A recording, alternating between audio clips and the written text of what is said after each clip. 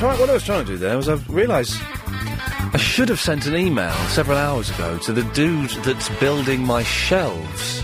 Because he's not got in touch with me. He said they'd be ready before Christmas. But I should have given him a deposit by now.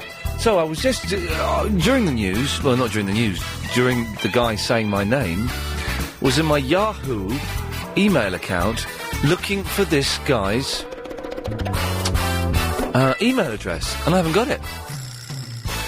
So a little bit scuppered there. I don't really know what to do. Anyway, doesn't really matter. It's irrelevant to you, dear London. So don't worry about that. Don't panic. Yes, Jackie. What can I do for you? Hello. I saw James Brown years ago, and when he was doing that, you know, it's a man's world on his knee. Yes. With the cape, his false teeth flew out. Oh, you're really? Yeah, he was all right though because he was on his knee. He just grabbed them and put them back in. For those who literally just tuned in, before the news, I mentioned that I saw James Brown last night. But basically, I went to the UK Music Hall of Fame. All right. Which was being filmed for Channel 4. I thought it was going to be a load of old rubbish, to be honest. I only went because Brian Wilson was going to be there.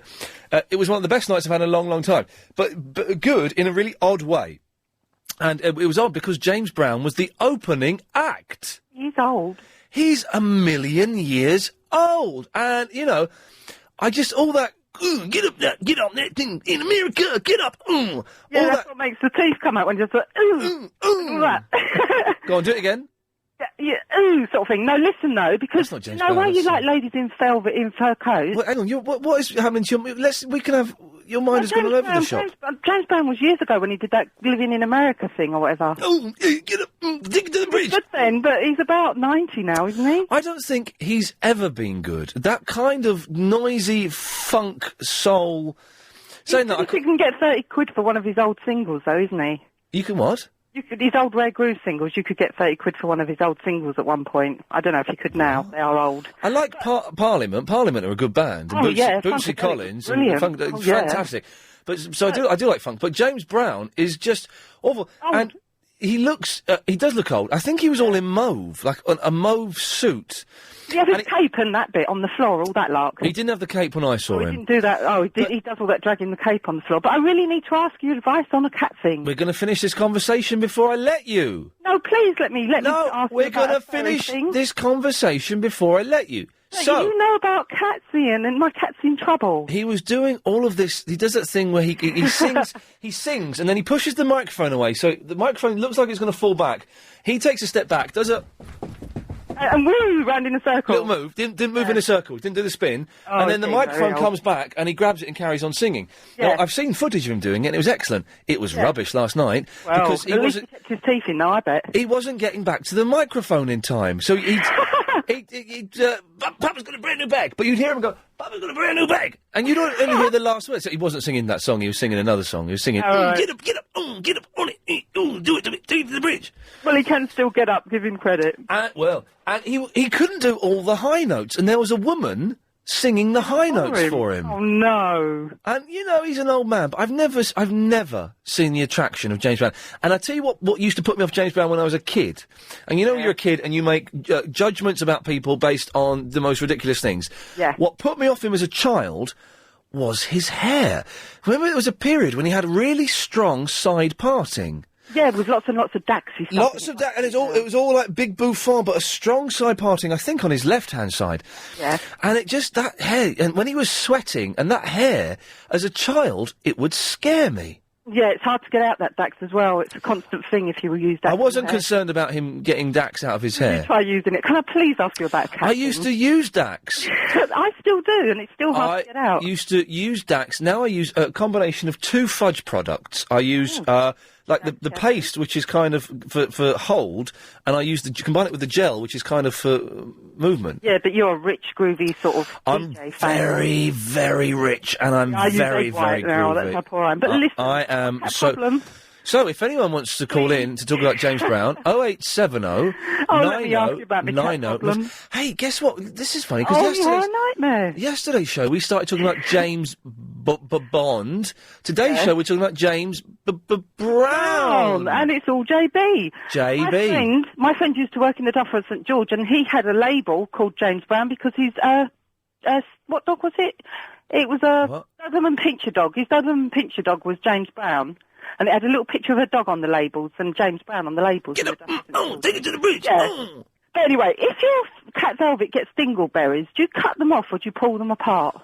Well, if she is, I'm not going to explain what those are for people who don't know. Right. But if your my cat doesn't. Oh, she ain't got long fur. Well, no, it's to do with the diet, really. Is it? Because my white Willie's got lots of dingleberries and he's sitting here now with them and he keeps pulling his bottom on the floor and it's quite upsetting. You need to comb them out. You need to get someone to hold the cat's head. Get him down, yeah. And you need to comb them out. And if it's too painful, then you need to cut them out. Yes. Yeah, I think I'll have to. I don't fancy pulling the dingles out of the berries very much. Anyway, it's nice speaking to you again, Iain. Yeah, it wasn't nice speaking to you, though. It wasn't nice speaking to you at all. Very, very uncomfortable.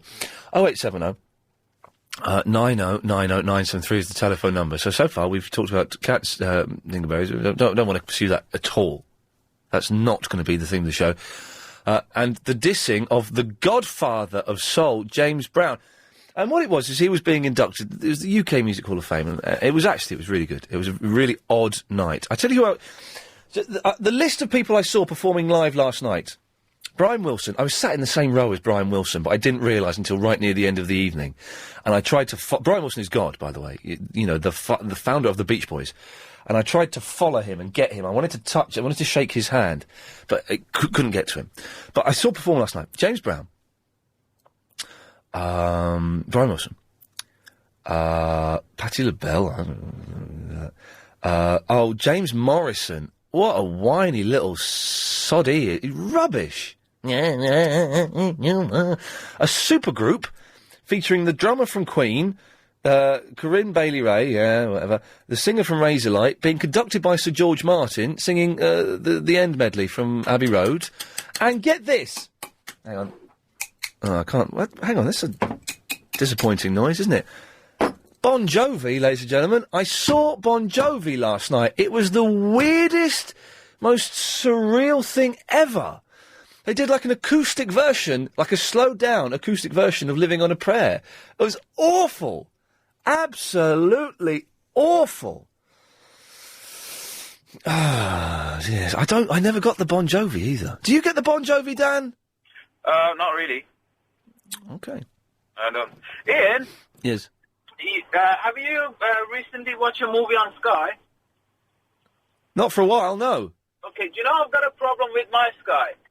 It's like, you play a movie, they play a movie, but somebody's commentating on top of it. What's it all about? You're getting the director's commentary on Sky Movies? No. It's like you're watching a film. Just imagine you're watching James Bond, yeah? Yeah. So while you're watching it, people are talking, like, to each other. This woman tries to explain, he just got up. He feels really bad. This, that. Like, they commentate on top of the movie. I don't know what's going on with Sky. Hang on a second. So and this is like Sky Movies 1 or something? Yeah, it's Sky Movies 1 up to 9. It's Sky Movies 9 even. And they're all the films you've tried to watch have been commentated on? 5 of them. Well, okay, tell me the films that you've seen that have had commentary. Spider-Man 2. All right, it's rubbish, Spider-Man 2. Yeah, I know, it's crap. Okay. The house on the Stand-Up Park. I don't know why I'm writing this down. I'm just going to use this information. Yeah, go on. Yeah, that one. What else? You know, the Thingy Brothers, I forgot. The Blues Brothers? Yeah, no, it's the other one. The cousin, the Dukes of Hazzard? Maybe, yeah. Oh, God. Yeah. And even the other night they were playing Thingy. They were playing this film from Michael Douglas, and they were commentating as well. But who's doing the commentating? If it's sometimes it's a woman and sometimes a man. You don't see their face, you just hear the voice. Farah, do you know what Dan's talking about? Yes, I think he's by mistake pressed a button that on his TV is they're commentating for blind people. They're explaining for blind people. Have you pressed the button for blind people, Dan? Not really, no. What button? There isn't a button for blind people. There isn't. It is advertised, from time to time on TV that, we strive, from BBC they say we strive to explain everything for but this is Sky, though, Sky Movies. Well, perhaps they're playing, the explanation, as far as I'm concerned, and I'm not 100%... yes, it sounds like you make... Dan, do you buy that for 1 second? Not really. Dan, keep listening. We'll find out what's going on. 0870 9090 973 if you can help. Time now, though, to get the latest LBC 97.3 travel news. Here's Alan Joyce. And we're looking at delays around Farringdon following an incident on... I must talk about accents later on, because basically this whole Music Hall of Fame thing was it was the oddest, one of the most surreal evenings I've had in a long, long time. There's so many... I never thought I would be watching James Brown sing, "Get up, take it to the bridge," or Bon Jovi. Jeez. And all of the stars. I was sat next to Sarah Kaywood, and I was sat in front of Jane Middlemiss. So there were stars there. But all of the acts sat with, in the same area I was sitting in. And every time John Bon Jovi stood up, screams. Oh, it was amazing. Just screams. It wasn't thousands of people there. Hundreds of people screaming, and it was just the weirdest thing. I don't get Bon Jovi. Living on a Prayer is all right. It's an all right song when it's played at full rock tempo, but a slowed down acoustic thing didn't really do it for me. 0870 90 90 973. Kelvin. How you doing, Ian? Yo. What's that all about? Oh, yes or no? Yeah, yes. I gotta say yes then. Good. Lovely. Who's that whistling?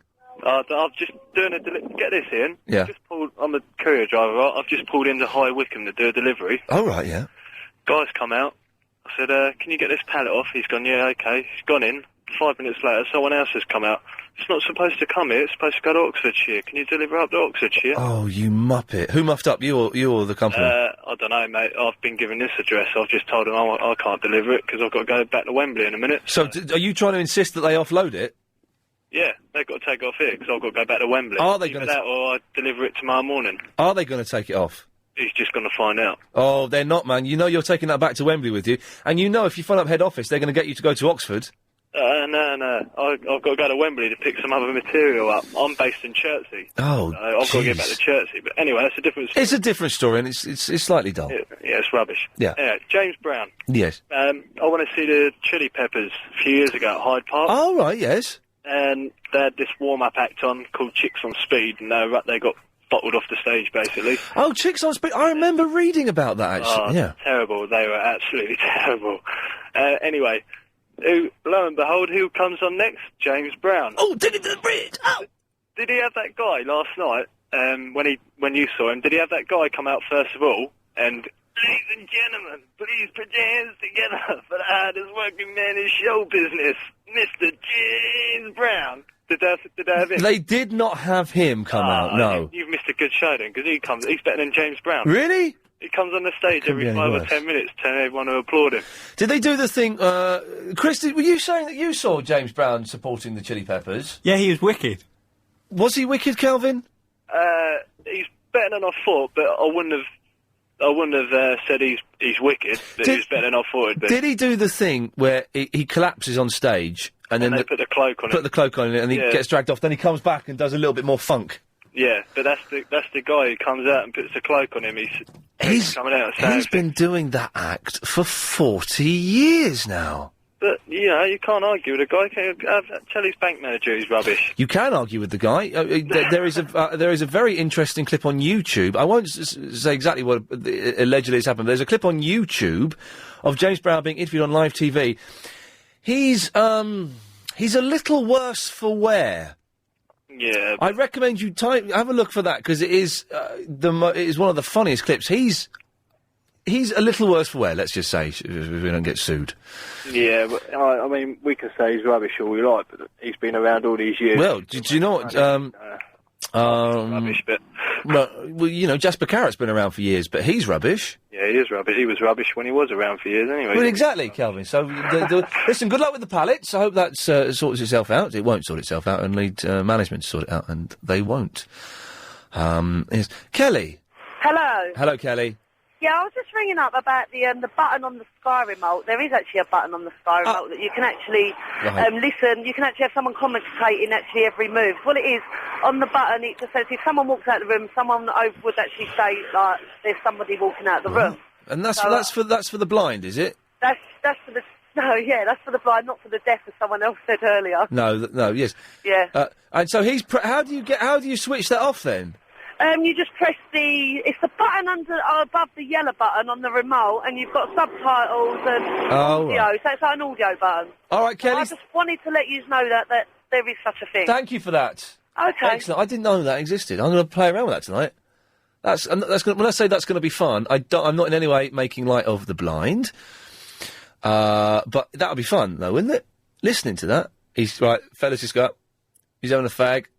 How do I get a job doing that? I want to be the man that commentates on Sky movies for the blind. Think about it. You get to see all of the Sky movies. Some of them are rubbish, but some of them are excellent.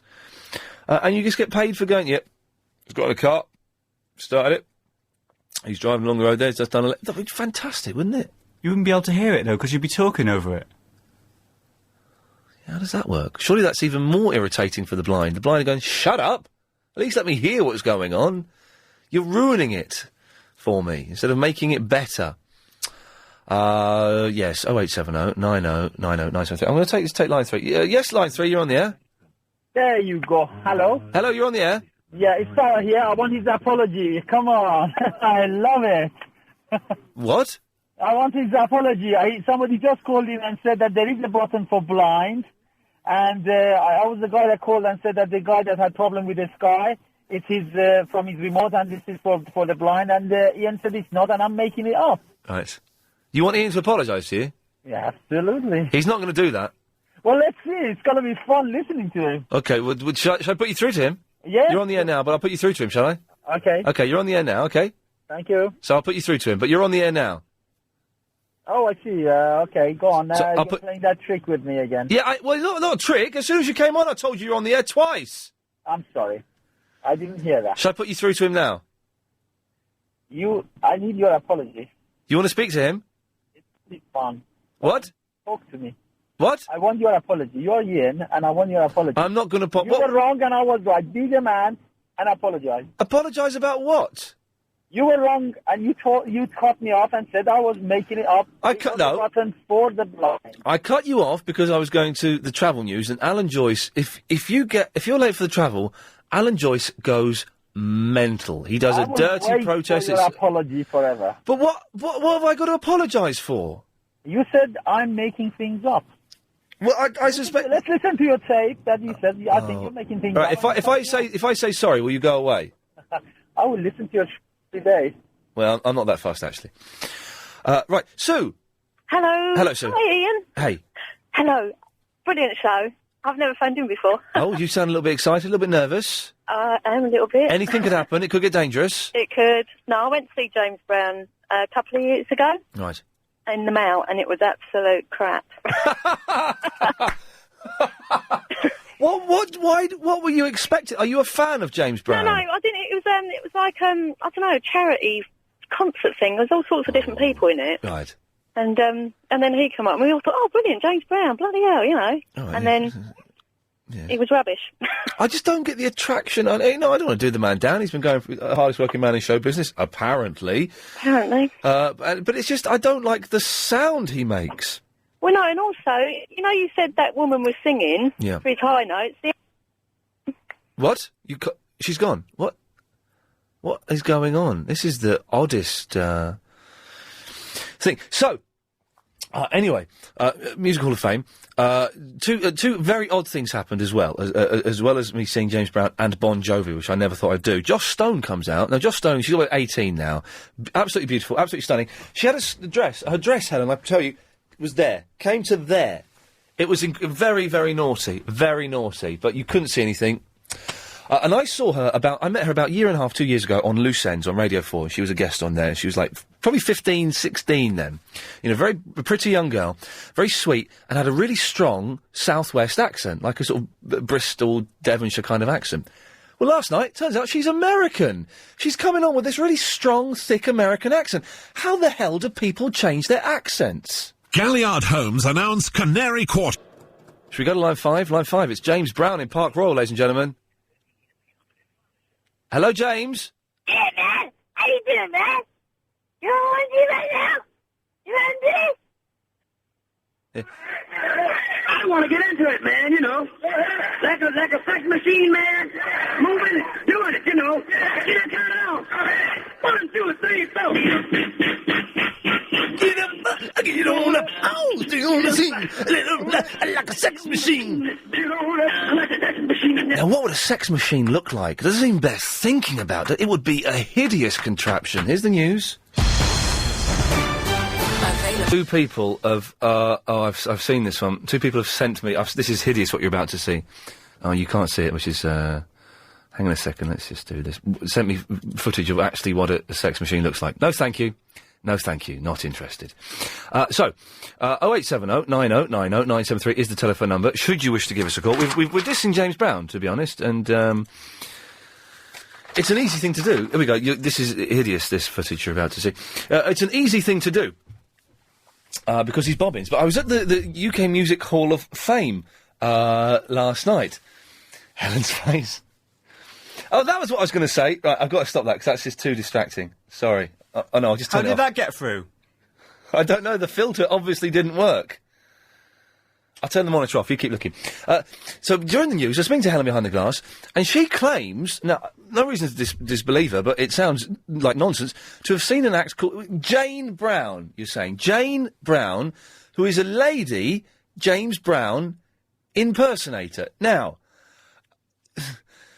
I am aware that sometimes people tell me porky pies. If someone can phone in and vouch for Jane Brown, I would be keen to know. And she was good, was she? She did the act. She was all good.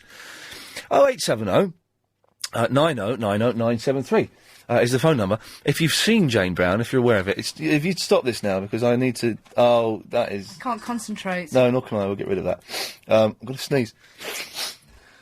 Oh!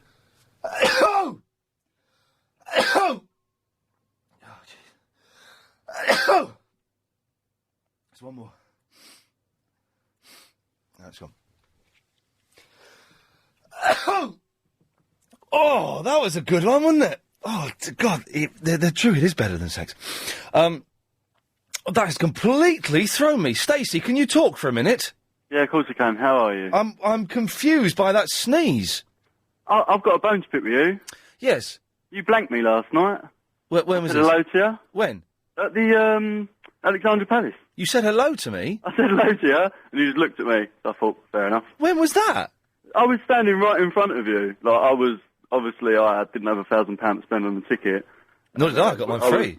Oh, did you really? Of course it was I a good did. night, though, wasn't it? Really good. Well, no, where and when did you say hello to me? Because I don't remember anyone saying hello to me. When Josh Stone even had just finished. Right, and you were in front of me, were you? You looked at me, I just happened to turn around, and I went, all right. I was sitting behind you, was I? Yeah, you were sitting behind me next to Kaywood. Is that her name? Right, yeah, right. That wasn't me, because I was sitting in the front row. Yeah. I was standing, so you was on the very front row. By that, there was an American woman that kept shouting out, yeah. Oh, no, she was in front of me. Yeah, I was standing in front of you. But where were you standing in front of me? right in front of But there was no one stood in front of me. Yeah, well, there was. What, were you stood... What, you stood on the same level as where I was sitting? Well, no. So you were sitting, and then it dipped down, and then I was just standing there. The American woman was weird, wasn't she? Because she went... Yeah, she was getting right on. There was someone mentioned America, and she went, "Whoa, yeah! I'm an American." As soon as she did that, I thought, honestly. Oh, well, I don't remember... Well, you weren't wearing the Led Zeppelin T-shirt, are you? No, I wasn't. But I was standing near that geezer that was wearing the Led Zeppelin. Oh, mate, I didn't hear or see you. Okay, I'll let you off. No, honestly, I didn't hear or see you. I don't even remember... You are obviously there because you described exactly where I was sitting, but I didn't see you at all. Probably because I was still looking at Josh Stone. Oh, fantastic. Yeah, but did you notice that she's got an American accent now, but she used to have a really strong Bristol accent? Thank you very much. I was standing, and I'm standing there, and I'm thinking, what's the matter with her voice? Yeah. Like, in and out. Because she used to... what's her Bristol... Bristol used to talk like that. She used to talk like that. Yeah. But now she was just speaking American. It was awful. And what's she done to her hair? Oh, no, I thought that looked wicked. Oh, really? Yeah. But can people change their accents that quickly? Because she's been in America maybe a year. Can your accent change that totally? I've never had the opportunity to try. You're genuinely miffed that I didn't say hello to you, aren't you? No. To be honest, there's no reason why I should talk to anybody when I'm out. I'm well within my rights to stay within my bubble and protect myself. Fair enough. But I don't remember you doing it. And No, I definitely did, but it doesn't matter. Well, you obviously didn't do it loud enough. He's about 5 or 10 feet away from me, just so people know, so they don't think I'm being an arrogant idiot. But you obviously didn't do it loud enough. It was very noisy there. Yeah, it was. And, I didn't enjoy Bon Jovi. Bon Jovi were awful. Oh, and all the cheering, and I just thought, like there's been greatness on the stage, and Bon Jovi gets. Who did you go there to see then? Me personally, Led Zeppelin. Oh yeah, Jimmy Page looks old, doesn't he? Yeah, he is old. Yeah, I tell you, it was nice seeing Beyonce there. Although I wouldn't have minded her singing. Actually, that would have been nice. I really thought Prince was going to sing. I thought Prince was going to sing as well. I thought, they're bringing all this stuff out. That's cool. Yeah. And Johnny Burrell from Razorlight. I was like, what? I tell you, what the funniest thing though was the award was Lifetime Achievement Award was given to George Martin, who produced the Beatles. Yeah. Presented by Gordon Brown. Oh, and the heckling. Come on, how good was that? That was so cool to be an event where he was getting even I, in my, sort of, not under my breath, at this level I went, bearing in mind I'm quite away from where Gordon Brown is, I went, traitor. Like that, just because I felt I ought to join in, you know, and it was a protest against the war and against him leaving his socialist roots. Traitor. Oh no, it was really good. It was really good to see him trying to talk over a baying crowd. You know when they show that on Channel 4, they're going to cut. Yeah, exactly. Cut the booing out and the heckling. I think that we've been privileged. Well, Stacey, listen, I'm sorry that I didn't say hello to you. That was I honestly didn't see you. At that point, this is what I was doing. I was deciding whether or not to order a Domino's pizza. Have you played the Domino's pizza game? Have I? Yeah. No. Well, when you're out and you phone up and order a Domino's pizza and you try and beat the pizza home. Well, it's a bit far from Alexandra Palace to Romford. Oh, it's very near from Alexandra Palace to my house. It's around about 5 corners. But I still didn't beat the Domino's guy. He got there before me. Oh, well, we went back. I went to the after show thing, free drink. So it was fantastic. Well, was that any good, the after show thing? I didn't go. Well, for a bricklayer, it was fantastic. Was Brian Wilson in the after show? No, I didn't see him, but there were quite a few. There were quite a few celebrities. Jane Middlemiss. Before I go, yes, that Patti LaBelle. I didn't want to see her legs. No, I did not want to see her legs. No, thank you. You reckon that'll be on telly? Yeah, unfortunately, it probably will be. Stacey, you're good, lad. Thank you for that. I am approachable in the street. He never said hello to me. I would have been aware of it. But he's obviously described exactly where I was. 0870 9090 973. Can accents change that quickly? If your accent has changed, can you give me a call and let me know from what to what? Because everyone, when Joss Stone started speaking, we're going, what? Is she putting that on? And people were turning and talking. I was speaking to the people behind me I'd never met before. And what's that number that keeps coming up on the screen? Shall I take it? Line 7, you're on the air. Hello there. Hello there. Is Iain? Yes. How you doing? All right. My name's Peter. I actually, what I need is, I'm actually a recruitment consultant, and I'm in a bit of stum. You're calling from an odd number. I know, it's our office number. Okay, all right, fine. Basically what it is we need a handyman, right, and in Cambridge, and because a guy let us down this morning, and I'm going to lose my job over this, and I was wondering if you could help me out. Hang on a second. You work. Let's go back to. You work for a what? A recruitment consultant. Right, and recruitment. All right, well done. Well, you've just plugged them, but obviously they're not that good because the handyman has let you down. Right, and it's just basically I need a handyman for tomorrow morning. In Cambridge? In Cambridge, yeah. To do what? But I basically need them on a job. It's about, I think... Go to a recruitment company and try and get one. No, but I work in a recruitment company. Well, go to a decent one. We are a decent one. Well, that is going to have handymen pulling out... Well, what happened to your handyman? Well, the guy just basically phoned up this morning and just said, sorry, mate, I'm not going. And we were like, why? And he just didn't... we ended up having a massive row on him. A few words were said. Wow. And that was it. You know why? He's got a better gig somewhere. That's what he said. He said he's got another job. And we were like, so why didn't you tell us? So so you want a handyman in Cambridge? Yeah. For how many days' work? It's actually long term, so for the next 6 months. All right, and what's the pay? Dan, what is the pay? Dan, what's the pay? £10 an hour. A tenner an hour? Yeah. All right. Sounds good. Okay, we'll see what we can do. Phone number though. That's it. It's up to you. I can either give you the phone number or you could just. But it's 0870, isn't it? Yeah, 08708 50 50. Oh, hang on a second, John. Yes, hello. You can help, can you? Yeah, my mate Richard. Yeah. He's a handyman. Yeah. He lives up sort of Ongar way. It's not too far from Cambridge. What would that be? As in? No, it's better. Is it? Yeah. I mean, distance-wise, how long would it take him to travel? Probably about 45 minutes, I'd imagine. Have you got his number? Yes, I've got his number. Oh, you can give us his number, could you? Would you? Well, should I give it over the air? No, well, yeah, go on. Give out Richard's phone number over the air. No, that's not a good idea. No, well done. I'm glad you spotted that was a ridiculous question. What can we do? Well, hang on a second. What's your name, recruitment dude? Peter. Peter. And I'm the guy that sang Mandy with you ages ago. Oh, God, you really haven't got anything to do, have you? All right, Peter, I'll pass you and John back to Chris and you can swap Richard's phone number. Brilliant, lovely. Bearing in mind, though, Peter, we don't know John, we don't know Richard. If Richard kills people, that's nothing to do with LBC 97.3 or me.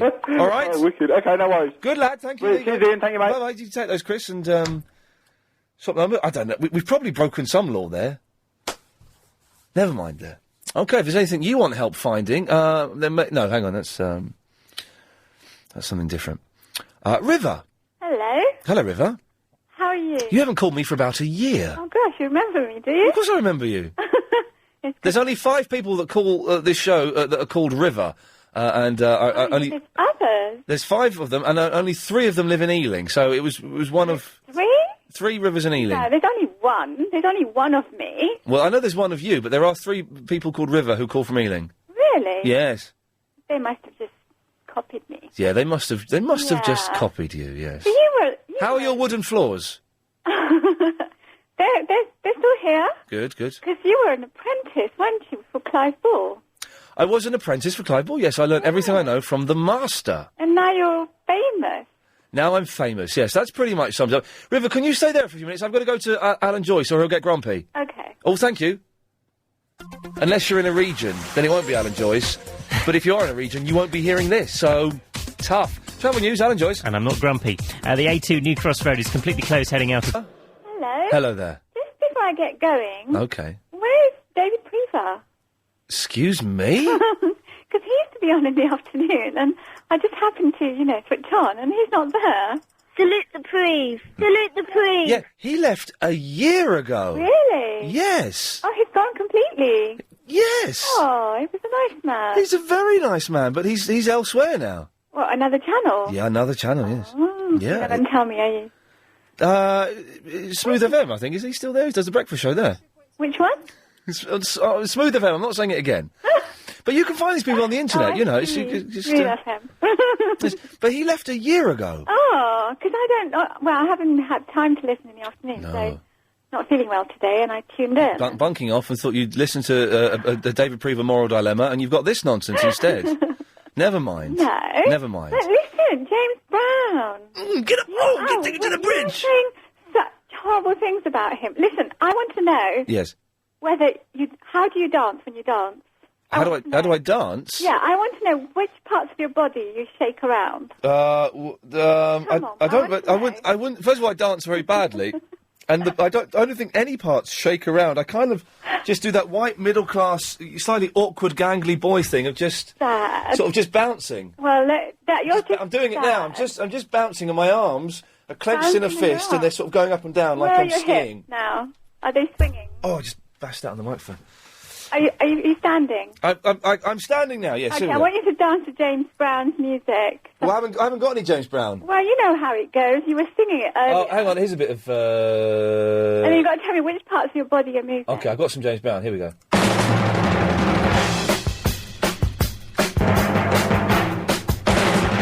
I'm sort of just moving from side to side and bouncing a bit. I look like an idiot. I know what I look like. I've had 33 years of this. You've got no rhythm. I've got rhythm. I keep time.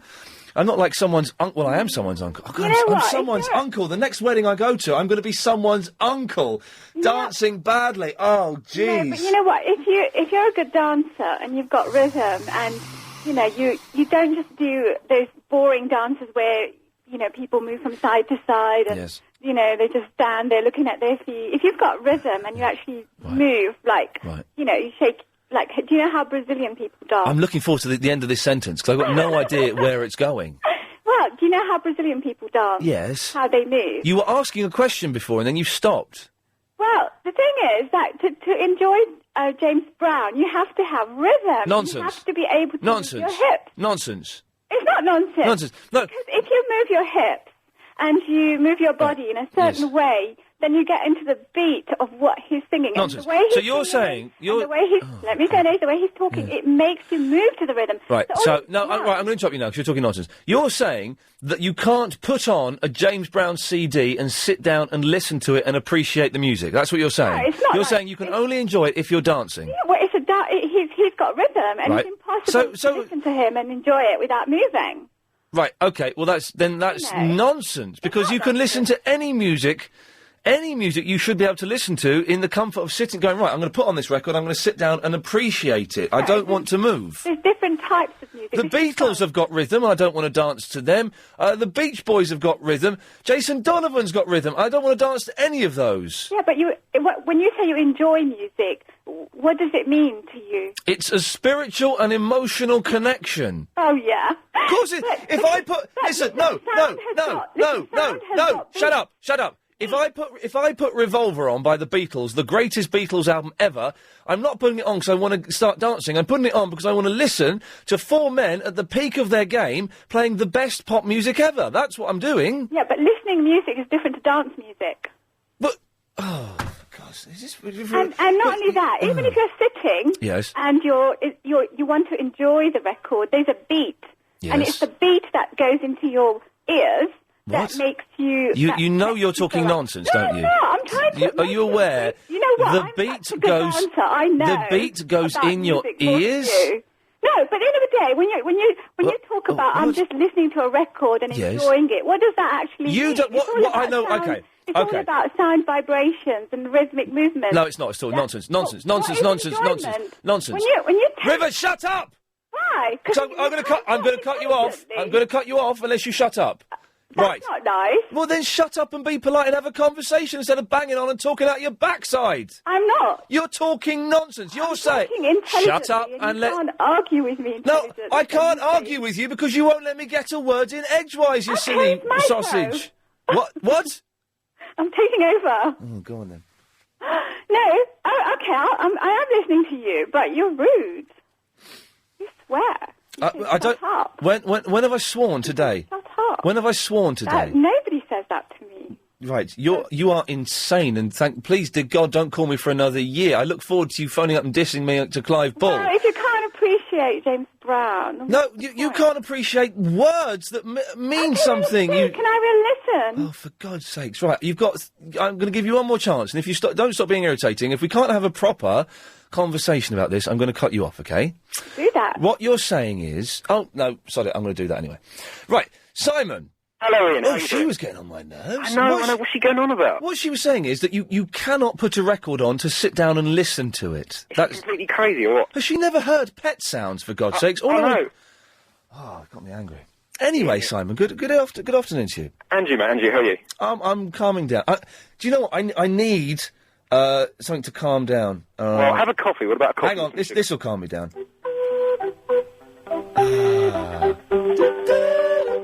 What's that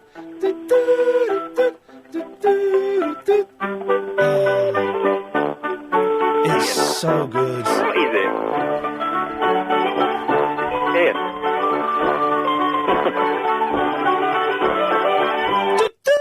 Ian, where's that from? It's the hold music when you phone up the Royal Mail. It's the best piece of music ever. You've got to put it as your ringtone, mate.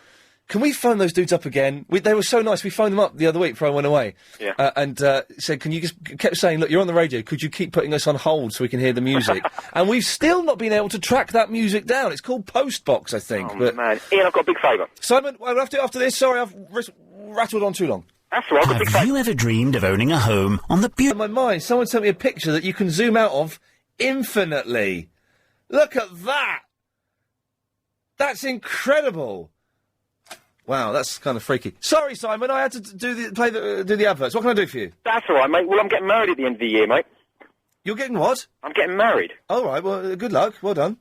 That's your cheek. Just wondering if you've got any free tickets for anything going, mate. Because you know how marriage is expensive. For what? What? Anything you've got. Any free tickets. I don't understand the question. Basically, just wondering if you've got any free tickets for anything going. Well, anything? Yeah. Any music things that are coming up? Chris? Just a couple. No, you just want to, do you? Yeah. Chris, please. you got any, we got any free tickets we can give to Simon? Go on, please, mate. I take haven't my got girl. any. No, I haven't got any, Simon. All right, mate. Cheers for calling. Cheers, mate. Bye. That was strange, wasn't it? Due to a small fire at MTV Studios, MTV and VH1 is off air. That can't be true, can it? Look, my emails have gone all funny. It's still saying I've got one email and I haven't.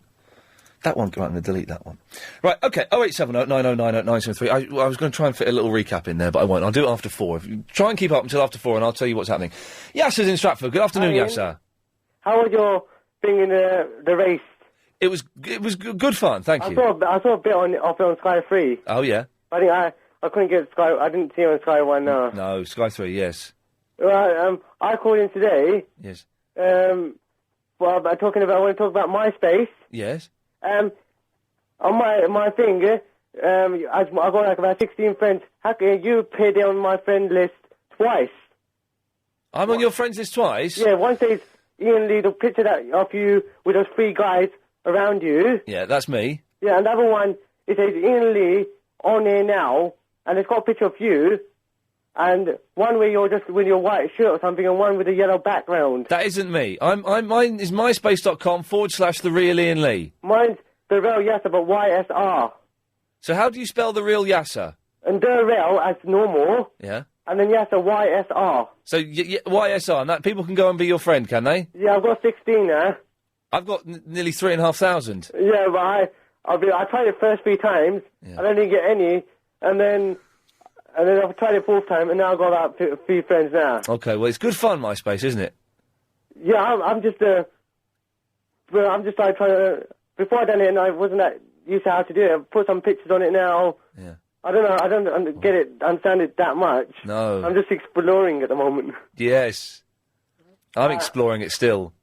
But you've been on it ages, haven't you? Yes, but it's still always fun exploring. Now, you sent me an email today asking if you could present Triple M. Yeah, a little bit, yeah.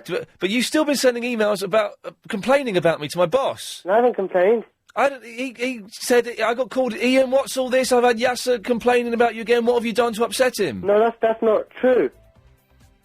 That's not true. Well, I haven't. You calling Mr. Hooker a liar? Yeah, I am. Wow. Yeah, I can, and I will, because I didn't send emails like that about you. All right, do you want to do Triple M tonight, if we call you back at 6? Yeah, if that would be okay. All right, we'll speak to you at 6. Thank you very much. Good Bye. lad, there we go. That's got to be worth looking forward to. Yassar's hosting Triple M. Unbelievable. I have had a pocket in my clothes the whole of my life. Show off. So, plenty of stuff happening. It's 6 o'clock. Yassar will be hosting Triple M, which is where your calls go straight to her. So what have we discovered so far today? Well, there is a thing on Sky systems that means you can have, like, commentary for the deaf. And I'm going to surely we're all going to be playing around with that tonight, aren't we? Bloke's just got up, made a cup of tea. Did they have it on the mucky channels? Would that work? Boring blonde ladies taking her top off, taking her bra off. Fellas come in, drop the... Would that... Maybe they do that, I don't know. Like, for experiment purposes. Thing is, if I do it as an experiment, I can claim it back on tax. Claim the tax back. Very nice. So, we discovered that. That's excellent news. What else have we done? We've dissed James Brown for being absolutely bobbins and rubbish. We've dissed Bon Jovi for not being very good. This is all because I went to the Music Awards last night. Music Hall of Fame, which was actually better than I thought it was going to be. It was very, very nice. Very entertaining. Brian Wilson, of course, was fantastic. I tried to hunt him down to shake his hand, but he got away. Well, what else there? Prince didn't sing. Beyonce was there. Ton. Oh, and Joss Stone, who has got used to have a really strong sort of southwest accent, southwest of England, Well, it turns out now that she's become American. She had the weirdest American accent. It wasn't even transatlantic. It was proper full-on American. And everyone was laughing at her. It was embarrassing. Everyone was laughing at her. She's beautiful. She has got an amazing voice. Amazing. She showed off a little bit because there was the stage and then there were the people standing and then there were the seats. Okay, we were in the seated bit, but there was a bridge between... there was the stage, then you could walk round to the awards section, then there was a bridge and then there was the audience. So she was singing Son of a Preacher Man, but walked all over the bridge and into the audiences and walking up and down the aisles and singing, "Oh, the Preacher Man." No, that was my James Brown voice. And that was showing off a bit. But a ridiculous American accent. So if you've ever changed your accent, these questions don't tend to work with you lot, but I asked them anyway, just, see, if you've ever changed your accent, 0870 9090 973. And I need to ask, this is a question I need to ask. There is a new Beatles album out. I know. It got 5 stars. Honestly, I don't quite know how it works. I have a vague idea. I read a review of it in Mojo magazine, which gave it 5 stars, but I didn't quite understand it. So, if you've got the new Beatles album, I believe it's called Love. Wow, there's a name. Then could you give me a call and certainly describe it to me and possibly play a bit down the phone? I'm keen to hear it. 0870 9090 973. The new Beatles album, is it any good? Because I'm tempted to get it. Maureen is in the New Cross. Hello, Ian. Hello, Maureen. Something that's always puzzled me now for years. Yes. When you say, like, the Atomic Kittens thing or that, they just lose their Scouse accent, or if they're Scottish, they lose it and they sing. When they sing? Yeah. Well, how do they lose their accent and sing completely? That's a very good question. Because I have actually asked, because my daughter has speech therapy, and I've actually asked years, Yes. and they can't sort of answer it either. Because the tendency is to sing American. Robbie Williams sings American, doesn't he? Yeah, you could say that. I don't really listen to him a lot. I don't listen to him a lot, but sometimes if Chris gives me a lift, then I'm forced to listen to Robbie Williams. I don't know why people sing and they lose their accents. I've got no idea. Perhaps somebody can tell us, and then... Perhaps they can. Put that one away. Yeah, 0870 9090 973. OK, then. Thank you, Maureen. See ya. Bye-bye. Pauline. Hello, Pauline. Hi. I can't remember the name of the DJ that comes on before Anna Rayburn. What? Oh, look. Johnny. No. My mind is... Anyway. Yes, Chris, what's the fella... Chris, you know the fella that comes on before Anna Rayburn? What's his name? Ferris. Is it Ferris? No. Who the hell is James O'Brien? O'Brien. That's the fella. Yes. Yes. James O'Brien. This morning he said that you made some kind of prank call to the quiz show and we should ask you about it. To which quiz show? He didn't say which, he just said you made some kind of funny call. Oh, well, funny in my world, it was to what I do sometimes. I haven't done it for a while, actually. You know those quiz channels you get? Yeah. Where it's, phone in and they have, like, a really easy question and you have to phone in and give the answer and you can win £50,000 or something like that. Yeah. I phone those up sometimes.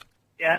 And the last time I did it was they had 5 options. It was under something. You had to fill in the blank, okay? And they had 5 options, and you could win like £5,000 to £50,000. So it was like under 5s, underwater, stuff like that. Yeah. And so I phoned up, and I got through 7 times, and it's not very funny, but it entertains me. And every time I got through, I said, is it Ghostbusters 2? Oh, my goodness. And the woman, bless it was the woman who wasn't the brightest the penny in the sack. She just couldn't comprehend it. And I dazzled her by talking to her first. They don't expect you to talk to them. So I was chatting to her saying, I'm a big fan of your work. I think you're great. You remind me of a young Vanessa Feltz before she got fat. Yeah. So she was, and then I just kept phoning up saying Ghostbusters 2. And then I phoned up and say, I'm sorry, I misunderstood the rules. I've got it now. Is it Ghostbusters 2? Yeah. And this went on. And she did not know what to do. And then on the 5th time, she said, "What? Sorry, why do you keep saying Ghostbusters 2? Yeah. And I said, well, 'cause it's a good film and it's better than the first one. That's, it cost me about 60 quid doing that, but I easily had... I've got through that many times. Well, you can on the satellite channels. You can't get through very easily on the ITV one, because that's very popular. But if you're watching Big Quiz Network or something like that, I've made that title up, but then you can get through quite easily. Okay, cool. It was expensive, but... It was funny. Excellent. There you go, Pauline. Thank you. All right, then. Bye. I suspect she was disappointed with the answer. I suspect she was disappointed. It wasn't as crazy as maybe it could have been. That's how I just amuse myself at weekends. I'm amusing myself Saturday night by having a fire. I can't wait for that. I hope it's really cold.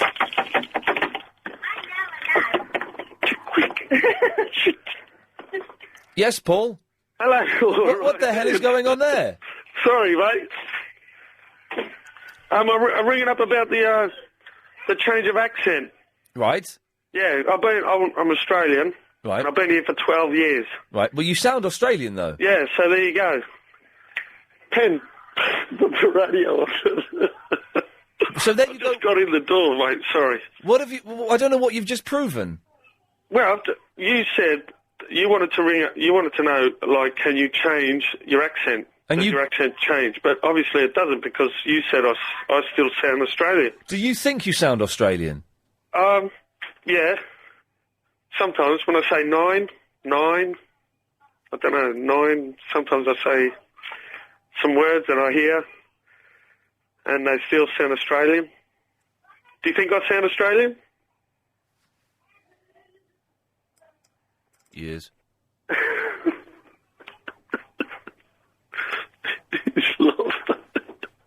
Have you ever peed in a swimming pool? I don't think you can change your accent that quick. I reckon it was put on. Yes. Hey, Pen, you want to talk to Ian Lee? Who? Ian Lee. All right. Who? Have you ever dreamed of owning a home on the Hello, Ian. How are you? I've got a bad throat. Oh, it sounds awful. Yeah, I'm quite rough. And Chris said to me I sound really young, which is nice. Maybe I should have a bad throat more often. Well, you sound about 60. Oh, well, yeah, it does sound like a 60 a day smoker's cough. How old are you, Sophie? I'm 31. 31. Yeah. God, you are rough, aren't you? Yeah, I'm bunking off work today. Oh. So normally I wouldn't hear you during the day. I only listen to the podcast. Oh, okay. So you're one of our podcasters. Yeah. That's good news. Very much so. Excellent. But I'm calling to defend the Jovi. The who? The Jovi. The Jovi? The Bon Jovi. Oh, What did you think I said? I don't know what was going through my head then. I was panicking a little bit. Okay, the Bon Jovi, you want to defend them, do you? Well, I've just turned on and I heard you slagging off James Brown, and that's fair enough. Yeah, he's rubbish. Because he's pants. I saw him at a festival a few years ago, and he was supposed to do like a 45-minute set. And during that time, he probably only came on and did about 10 minutes. Yeah, because the rest is the band. The band are good. Yeah. And the horn sections are great and all of that, but yeah, he doesn't. He lets them do most of the work. He comes on and sort of shifts around a bit and, shouts a bit and then goes off again. Take it to the bridge. Oh, in America. Oh, Sex Machine. But you want to defend the Jovi. Now, did they perform at this award The very thing? fact that it's abbreviated to the Jovi makes me nauseous. And I'm making the sign with my hands when I'm saying it. What's the Jovi sign? The M rock sign. Oh, with the two fingers up. That's not that's not Bon Jovi. That's just the sign of the devil. That's rock. No. Invented by. Do you know who invented that sign? You're going to tell me Gene Simmons. Gene Simmons from Kiss. Well, I don't understand how you can like Kiss and not like Bon Jovi. Because Kiss rock, baby. No, they don't. And they don't. The thing is, rock is good, but in the 80s, all rock, even Kiss, sucked.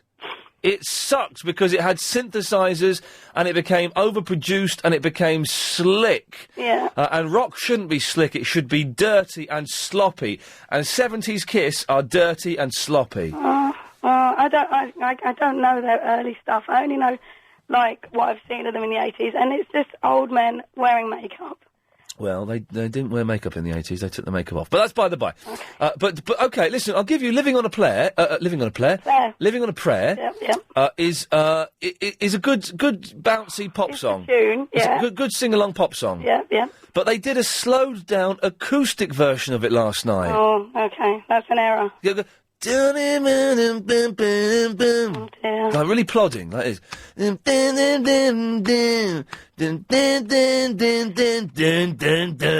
but, you know... And he can't hit those notes anymore. Really?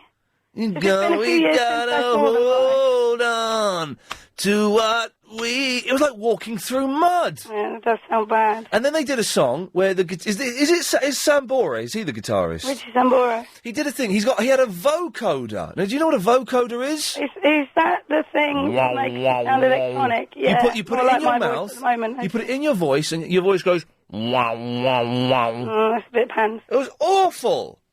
Oh. Did they only do like acoustic-y ones then? Or No, they did 3 songs, and for the first 2 songs it was acoustic, and Sambora had one of those. It was horrible. He had one of those double-headed guitars. Yeah. So you've got a 6-string guitar and a 12-string guitar on the same guitar. So that was awful. Going off a bit. So they did. It's my life. Oh dear. It was absolutely bobbins. Yeah, but you got like you say, Living on a Prayer, Keep the Faith. That's a tune, and so is You Give Love a Bad Name. I can't remember what the third song was they did. It wasn't You Give Love a Bad Name. It might have been. I don't know. How did John Bon Jovi look? Oh no, I'm not going to be a conduit for your sexual fantasies.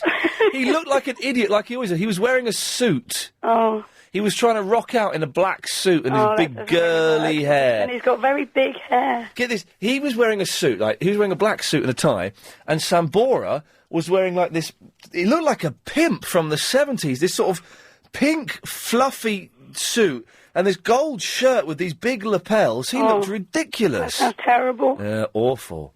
Also, Ian. Yes. Are you going to be watching your friend's Abstis on the telly?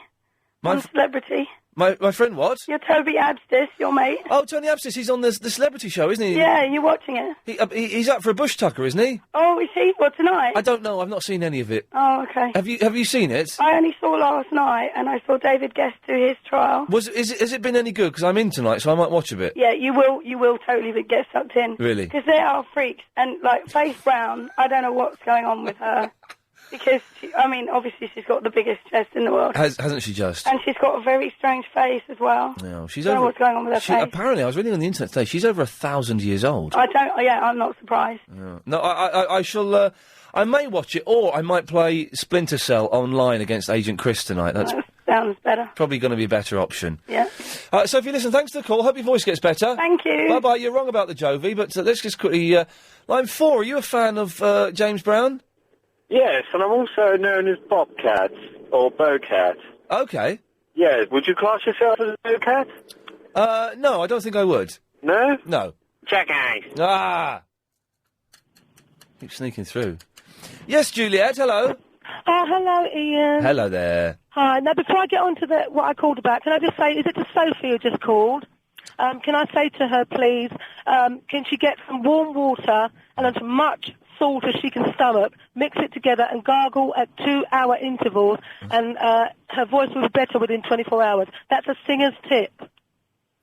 A singer's tip? A singer's tip, yeah, singers don't get bad throats like that, or Of course they do. No, not the ones I know. Well, I remember in the 80s, Genesis were always cancelling concerts. Yes, because they're not breathing properly, that's why. That's probably, but if you breathe properly as a singer, you tend to not get... all that, and I got my tips from Sarah Brightman, so I know how to look after my voice. But tell her if she gargles with the salt water, her voice, within 24 hours, her voice will be back. So it turns out that Sarah Brightman's got great tips. Has she? I don't know, didn't look there. Yes. So you're a singer, are you, Juliet? I'm a singer, yeah. Prove it. Oh, God. Ain't nobody loves me better, makes me happy, makes me feel this way. Okay, now, interesting there, because I've noticed that if you're on the X Factor, and they always say you're a good singer if you can do the wobbly thing with your voice, and you were doing the wobbly thing.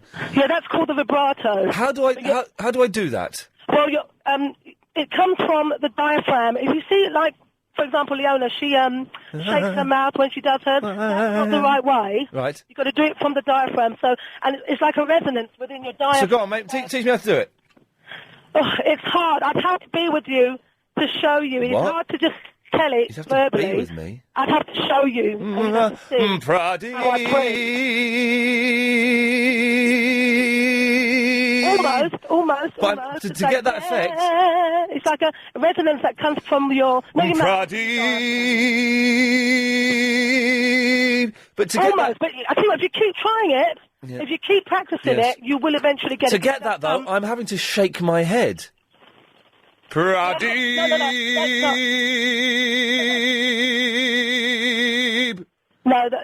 No, don't shake your head, because then it becomes unnatural. Okay. Naturally, it will come from your diaphragm, but you just have to keep practicing Okay. breathing properly, and then you have to go with somebody who can show you it. Hey, Igor, do you want to play a song with Juliet? Yeah. Go on, then. Go on, then do that one you was doing. Okay. Ain't nobody loves me better, makes me happy, makes me feel this way. Ain't nobody loves me better than you. That's it. Keep going. I've been waiting for you. It's been so long. I knew what I had to do when I heard your song. I feel that no one can see. Up the dream, man, yeah. I want this dream to be real. I need this feeling. Dun, dun, dun, dun, dun. Make it last forever, yeah. Oh. Ain't nobody. Yeah. Thank Can you do Sex Machine? Can I do Sex Machine? Yeah. Yeah, go on then. I'll do the talking bit. Stay Here we on the go. scene. Yeah. Like a sex machine. I was ready to get up and do my thing. I want to get into it, man, you know. Like a sex machine. Right, Like a sex machine. Igor, I've got to go. Juliet, stay there. Yeah. I've got to do some adverts, but I want to talk to you after these, okay? Of course. Thank you. If you've just missed that bit of Iain Lee, you can It turns you know Joss Stone, do you? Oh, yeah, I've known her for years. Well, what the hell has happened to her accent? No, well, she's one of my daughter's best friends. Right. So, all I can say is that when you talk to her normally, it's not an American accent. I mean, you've got to remember, it's all show business, it's all... But she looked silly last night in American accent. She looks sweet when she speaks in a Southwest accent. I know. But you know what? It's all part of the show business sort of persona, I say. But she speaks normally when she's around normal people. Will you say hello to her from me? I will. She's 18, isn't she? I'm sorry? She's 18, isn't she? No. Is she 19 now? Oh, that makes it even better. Juliet, gotta go. Thank you. Moving on a pace. We've spoken a lot about music so far. Apparently the new Beatles album doesn't come out until Monday. But if anyone can explain... Have you heard there's a new Beatles album coming out? I don't quite understand. It's like a mashup of Beatles songs. I don't know how it works or whatever, but if someone can explain it to me, 0870 90 90 973. Speaking of music, as we have been throughout the whole show, we should have had this conversation tomorrow, really, Music Thursday. We've got the Budgie Man coming in. What time is he coming in, Chris? 3:30. 3:30. And what time did he phone you up this morning? 9:15. Nice one. So the Budgie Man's coming in tomorrow at 3:30, bringing in a couple of budgies. He's going to do a couple of tunes, I think. I don't know, if not, we'll play a CD or something. So that should be fun. So you can talk to him. What else have we done? Changing accents. Have you changed your accent? Because I saw Joss Stone last night and she was speaking in American. And to confuse things, an Australian guy just called up and said his accent hadn't changed. Wasn't what I was asking for. What a waste of time that was. No one has benefited from his phone call. So if your accent's changed, 0870 9090 With this, James Brown, Gordon Brown got booed. The two Browns were a disappointing addition to the evening. Now, this is something I was meant to talk about yesterday, and if you read my blog yesterday, you would have seen that perhaps I did talk about it, but I didn't. I wrote the blog before the show, because I had to go. But not this weekend just gone, over a week ago, I was out and about in Oxford Street, all around there, getting some trainers. Did I mention this yesterday, Chris? I'm confused. Did I mention this yesterday about the cash-only shop? No, you didn't. I didn't, did I? No. But I showed you my trainers that I bought. Oh, yeah. But what was that to do with the cash only? Yeah. What, your cream colour trainers? Yeah. Oh, we'll say it. I may have said this yesterday. But if I did, I apologise. If I did, can you... Jonathan, you listen a lot, don't you? Yeah. Let me know if this story is familiar. Oh, hang on a second. Can we just get rid of Liam for a second? This is all a bit confusing. Sorry, I just want to... Stay there, Jonathan. Yeah, my battery's going down, I think. Well, it's tough. Yeah, well, yes, River, what do you want? Cut me off, and we normally have a good conversation. No, because we normally have a good conversation, but you were shouting and you weren't listening and you wouldn't let me speak. And you're doing... I've got my... Doing it now. Lady. Doing it now, you're irritating.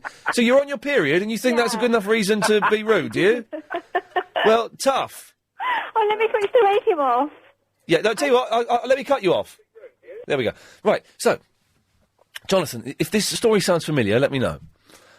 Jonathan? Yeah, I'm listening. Okay. Yeah. So, I was out with a friend in Oxford Street one Saturday. Really cold. We were hungry. Everywhere was full. So we sat outside somewhere just off Oxford Street and had some food. She had a horrible pizza. I had a horrible lasagna. I had a milkshake as well. I fancied it. It was freezing cold outside. That's irrelevant, but it adds colour to the story. Right. Bill came. It was 26 quid or something obscene for the amount of cack food we had. Horrible prices. I got my card out. Oh, wait, don't take cards. Sorry, excuse me. Oh, it's cash only. What? It's cash only. I don't know what accent that is. She was like Italian or Spanish or Greek or something. It's cash only. What? Luckily, I had the cash. I gave the cash, got my change back. There was no receipt. I said, sorry, can I have a receipt? And she came back with this really badly printed, indecipherable, useless as a tax receipt bit of paper. Now, it's 2006. Are shops allowed to take cash only? No. They can't be, can they? It makes me suspicious that it's a tax fraud, because, if it's all cash in hand, that's got to be very dodgy bodski.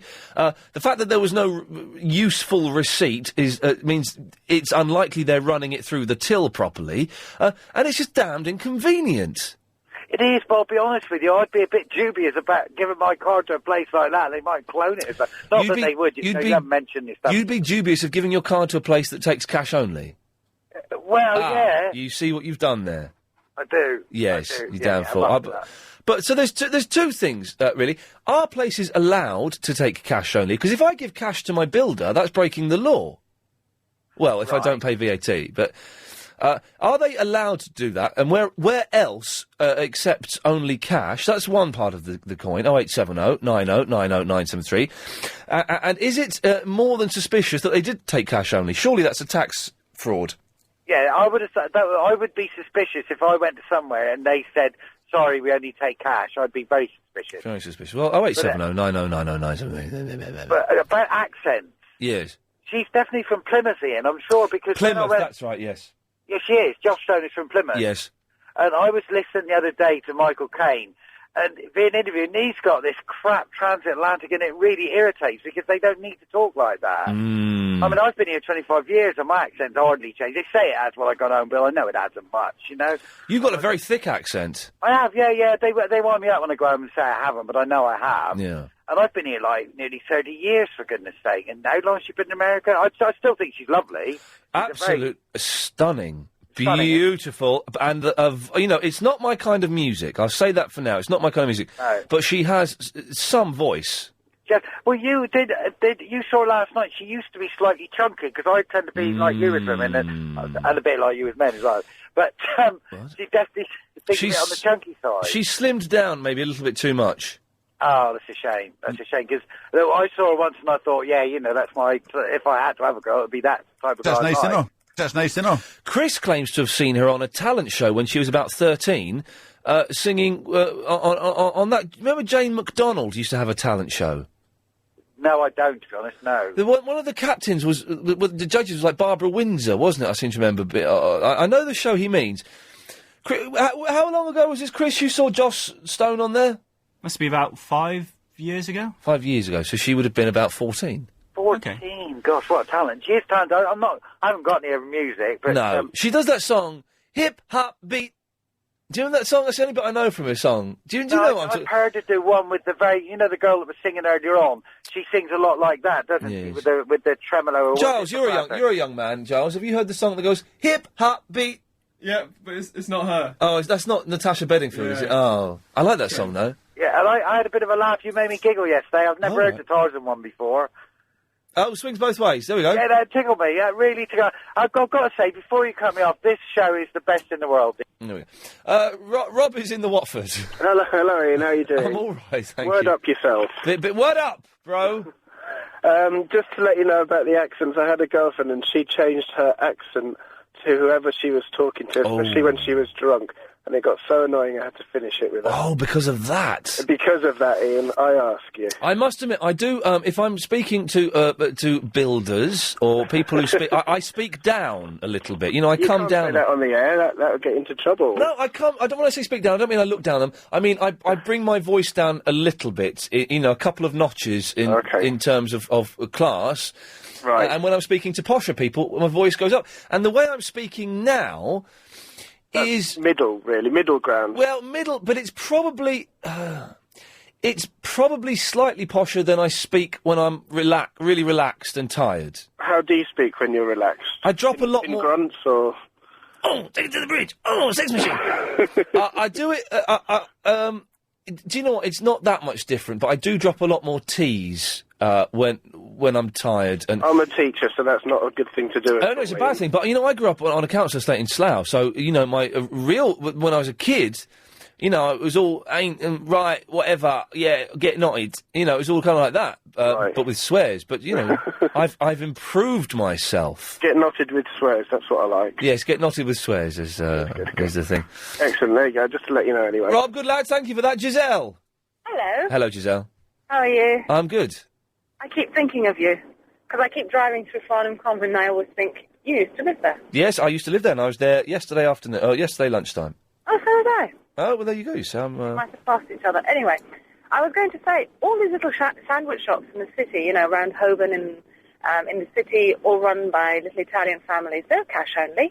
Even Benji's and Pret-a-Manger are cash only. They won't even let you use Is Pret cash? Yes, completely. Pret, listen to me. You can see I've worked in the media. Is Pret cash? What an idiot. Well, okay, listen, I can kind of understand... Can I tell you something? I know lots of the Italian families who own these places in the city, and they live in these humongous houses.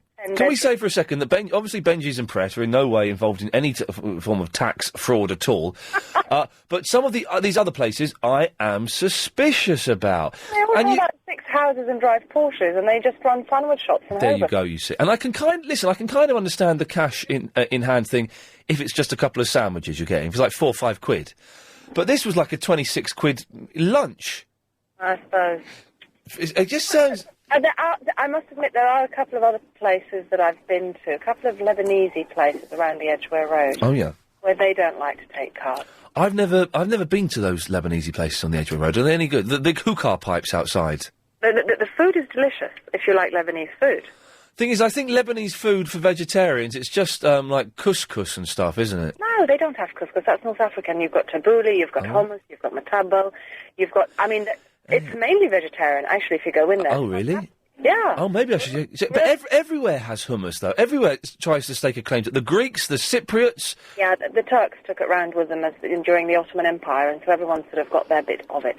Can I just say, ladies and gentlemen, who would have thought we'd have got the history of hummus on this rubbish show? Well, there you go. Giselle, listen, thank you very much for that. You're welcome. Cheers, bye-bye. 08709090973. Debating whether... Debating. Call it a debate. We're just having a chat, isn't it? Whether in 2006...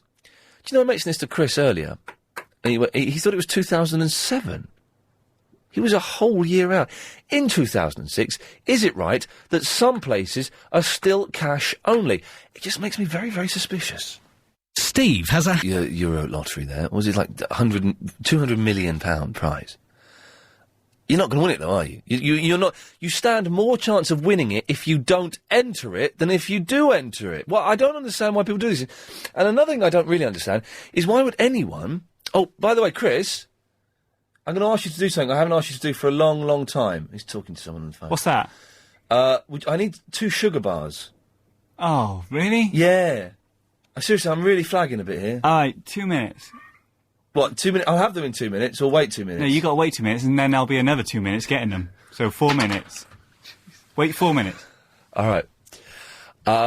Yeah, a syndicate. Would you join a syndicate? A lottery syndicate? What is the point of that? They're not legally binding, you know.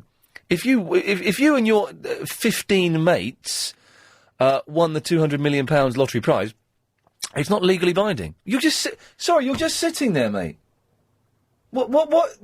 I said 2 minutes. That's like 30 seconds. Yeah, but don't. I thought you needed to do something for 2 minutes. You're just sitting there. I'm answering calls. You weren't then. You were sitting there and you were sat back in your chair. Just waiting for them to come in. Well, look, I've got Janet queued up. I've got JC queued up. I've got Sean Connery queued up. Yeah. So that's plenty of calls. And don't give me the it doesn't take pound coins. It doesn't take pound coins. Get some change. I want 2 sugar bars. I don't want one with nuts. It doesn't. I told you. Well, get change then. What sugar bars? Like a Twix, a chunky Kit Kat would be nice, and like a Mars or a Twix, chunky Kit Kat. No, chunky Kit Kat and a Mars. Don't get chunky Kit Kat and a Twix. 'Cause that's 2 biscuit-based chocolates. Can you write that down? No. Lottery syndicates. Is that what I was talking about? Yeah. Why would you join them? And if there's like 20 of you, you win a tenner. What's the point? You know, you lose money. I don't get the lottery. I do not understand why people do it. In fact, I would go as far to say, people who do the lottery are idiots. It's a thick man's tax. It's a thick man's tax.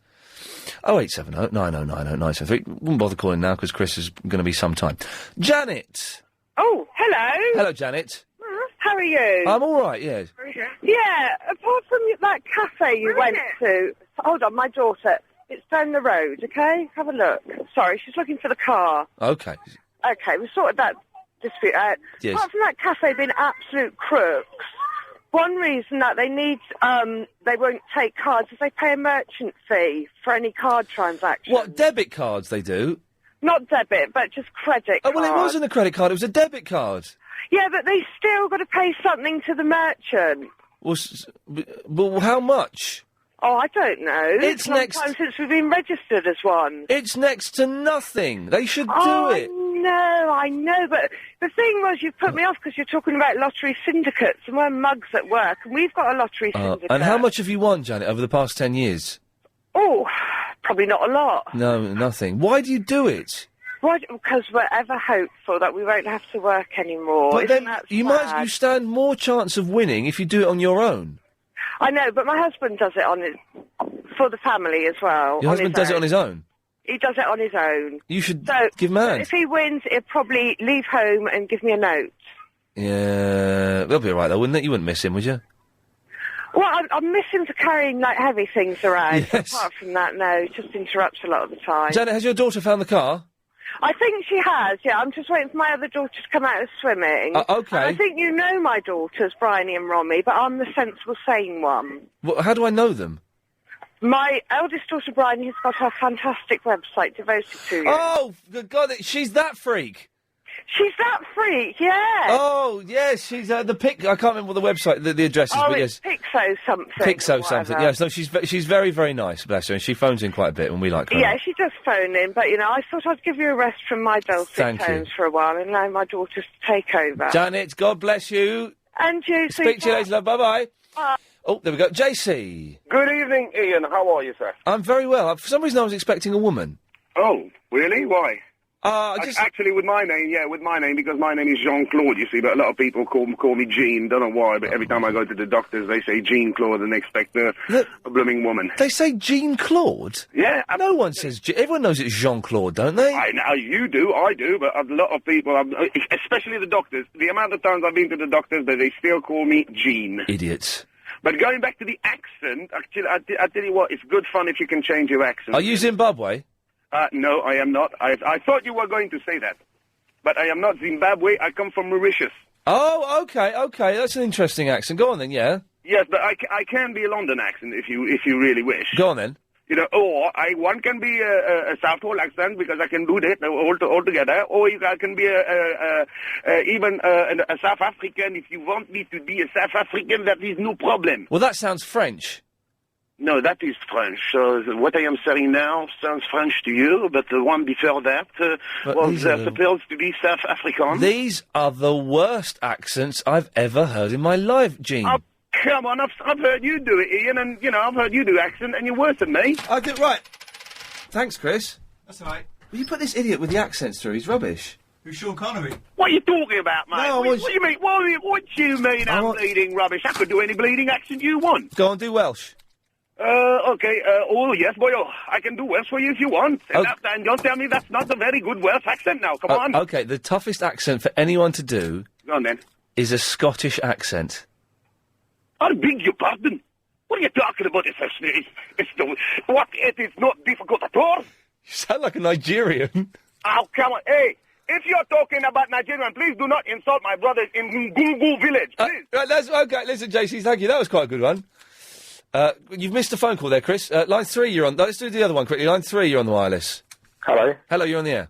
Hi. Hi. Yeah, I want to talk to you about Splinter Cell. Oh, yeah, go on then. Go on. All right. Is it you? Yeah, it's me. Oh, sorry, I got confused. All right, Splinter Cell. What a terrible game. 0870 9090 973 is the telephone number if you want to give us a call. iain@lbc.co.uk. I don't want people phoning up just doing accents. It was very nice of the chap to do that, but that wasn't the intention at all. I'm asking about people changing their accents. And we will speak to Sean Connery after we've done this. Would you be interested if I... Dale. Oh, yes, hello, is that LBC? Hello, LBC? Yes, this is LBC. Mr. Lee, I must be in the right place then. My personal assistant informs me you had a discussion about James Bond yesterday. Terrible. And who was the best? Yes, we did, yes. I take it was myself, Ian. Surely. No, it was Roger Moore was better than you. What? Roger Moore? Are you serious? Surely not. Roger Moore? He's worse than that idiot we just had on. Oh, no, hang on. He's put the phone down. Maybe it wasn't the real Sean Connery. Line 6, you're on the wireless. Hello, you're on the air. If your phone number ends 193, you're on the air. Line 6, you're on the wireless. Hello, you're on the air. If your phone number ends 193, you're on the air. Okay, right, lovely. Let's, line 3, you're on the wireless. Hello, Chris. No, it's Ian, you're on the air. Ian, it's Lee. Hello, Lee. Oh, hang on, I'll turn our radio off. Good lad. Yeah, listen, I listen to your programme all the time, it's brilliant. Thank you. It's a shame you're changing to 7, but there you go. Hey, do you know what? I think it'd be quite good, actually, because you got me, 3 hours of me, then 3 hours of Clive. And because it's the night time, it means we can kind of maybe even mess around a bit more. I don't know how. The show's going to be a little bit different, not much. No, okay then. But we're getting rid of some things and putting some new things in. All right, now 2 games you got to get.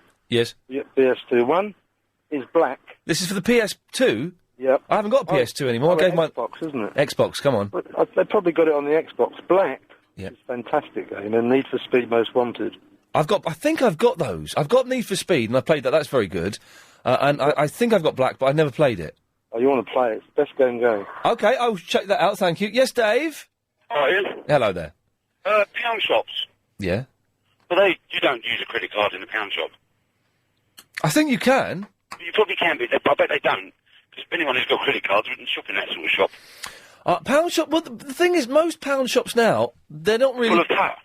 Well, they're good stuff, but they don't really... I've been in pound shops, and stuff has been more than £1. Yeah, but it's cut, and you wouldn't use your credit card in there, would you? Possibly not.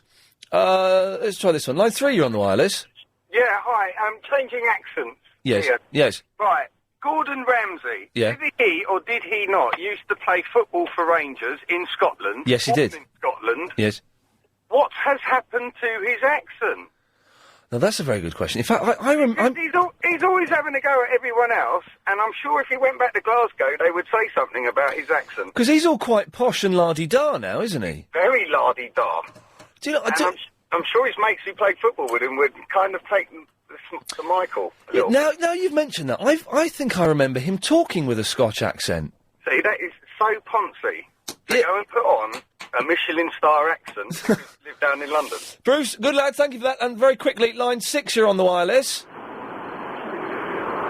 Oh, jeez. Wasn't the smooth end of the hour I expected. Yes, line 6! Hello. You're on the air.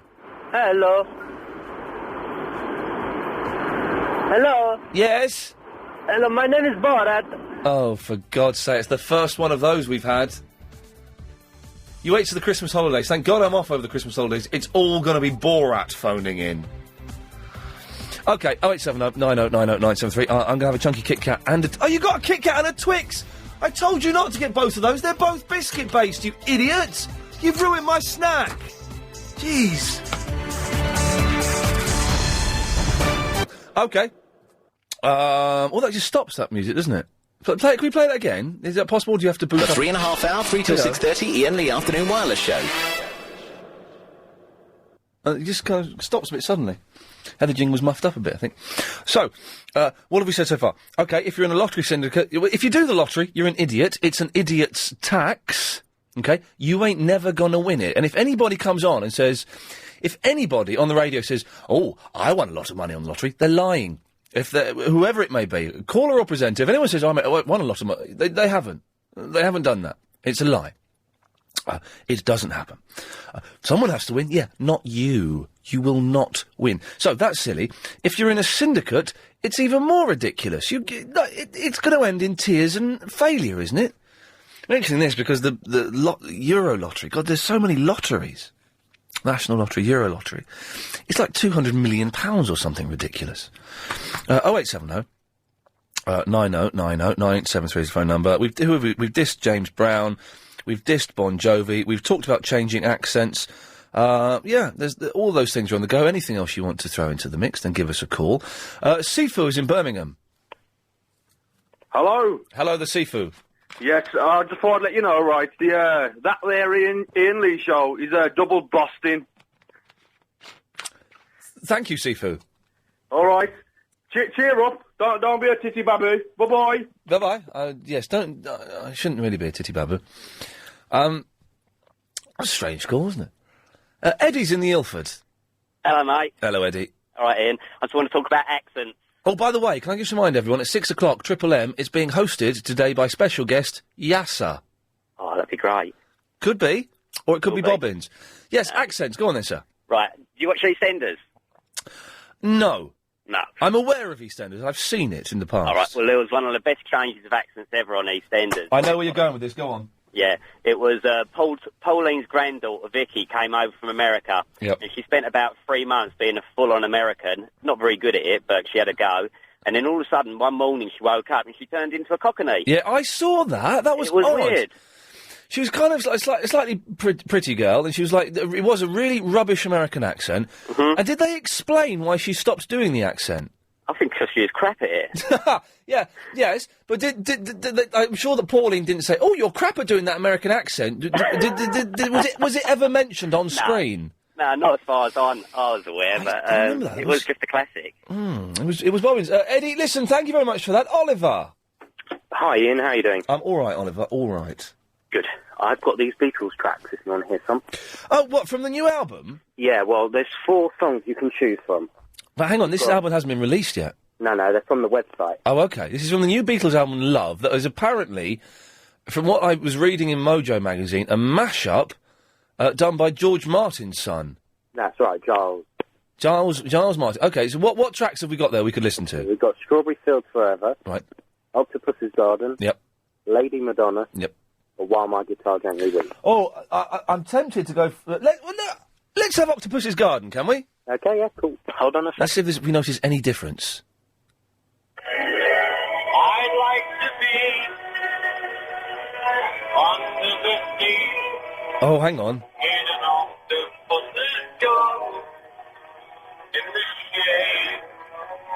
No, I see what they've done there.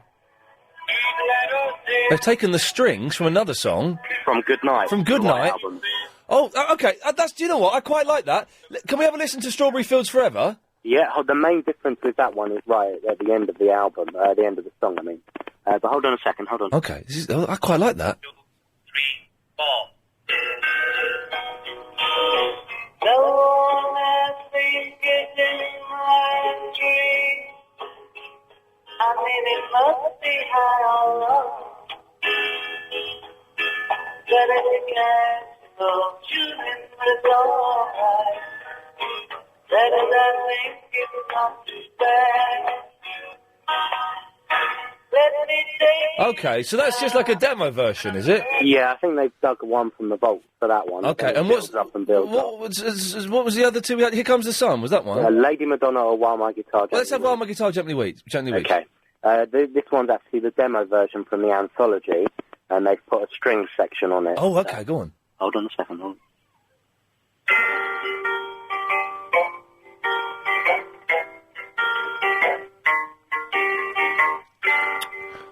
I like the Octopus's Garden. I'm not impressed with the other stuff. All right, so we go.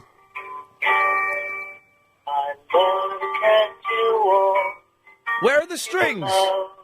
They're a bit further on into the song. Oh, can you jump forward or not? Yeah, hold on. Okay. Don't know if you can hear it now. Hold on. Kind of.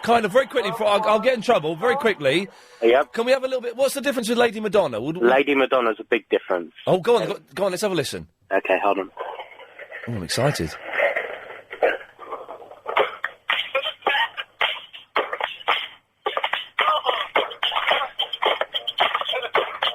What?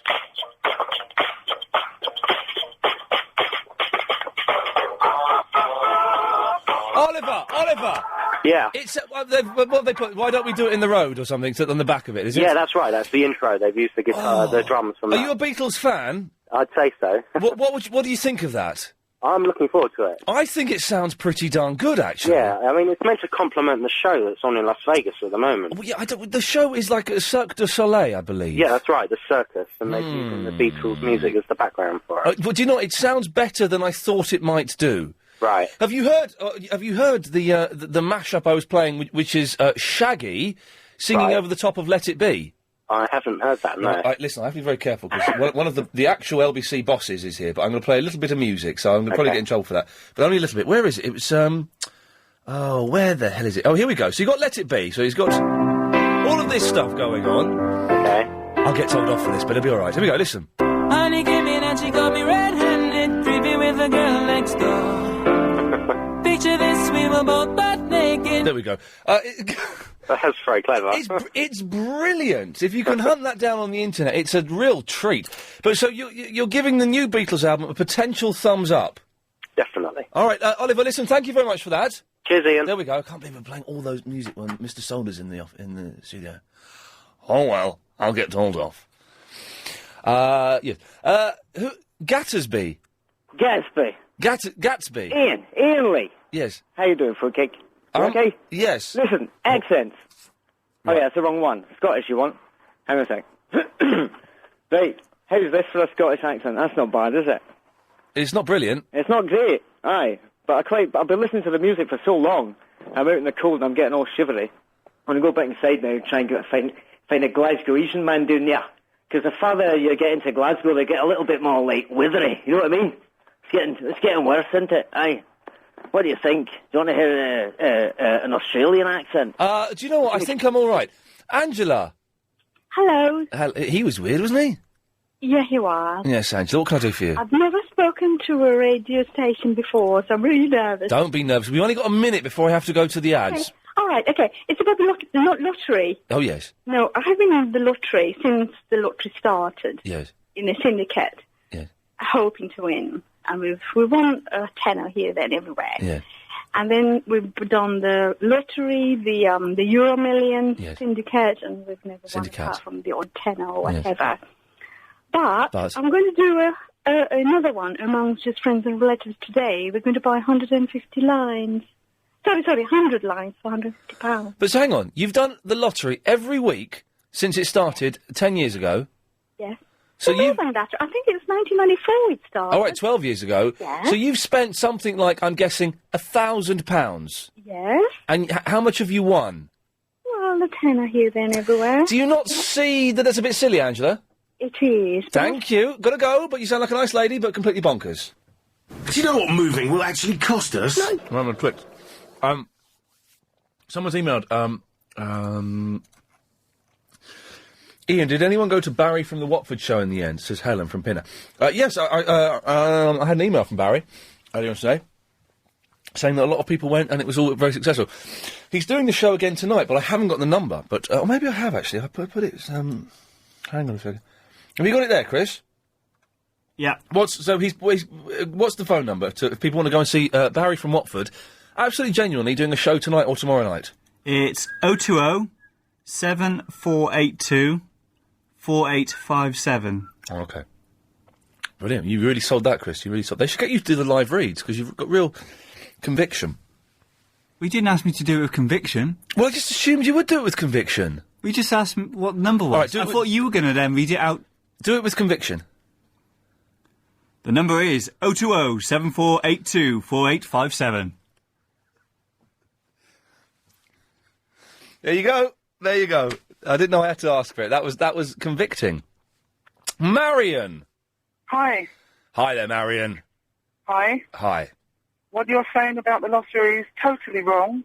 Excuse me? We won the lottery jackpot 5 years ago. How much? The jackpot. Yeah, but how much? We actually were in the syndicate at the time, and the syndicate came out with 500,000 because there were 11 other winners of the jackpot that week. Okay, so break it down. How much did you walk away with? £70,000. I don't believe you. It's true. Prove it. Yeah. Go on then. Okay. I just wanted to make my point known. Okay, but prove it. I don't believe you. Well, how can I prove it? I don't know. What did you do with the money? We invested some of it, did house improvements, bought a new car, etc., etc. I don't listen. I don't take this wrong way. I don't believe you. I think you're saying that to prove a point. I think you may have won something. I don't think you won that much money. I sure did. Okay. Well, this argument's going nowhere. That's right, and there's no other way I can prove it. No, you're right. So get lost. I don't believe. I believe she won something. You know, like 50 quid or something. Someone. Oh, Ian, look at this. Radford has sent me an email.